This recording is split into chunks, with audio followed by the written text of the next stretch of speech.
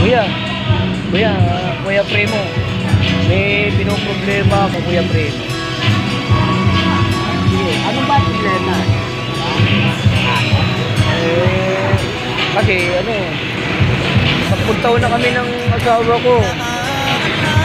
Pinoproblema ko kasi ano, problema ko makagawa ng baby.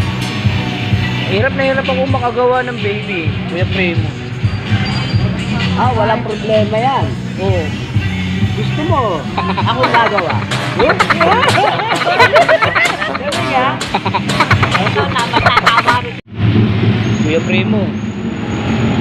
Ay, pinoproblema ako, Kuya Primo. Ano ba pinoproblema mo?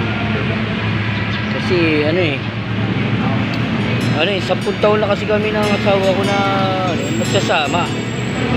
Pero, hirap na hirap akong kumuha ng baby. Walang problema yan. Oh. Ako nagagawa.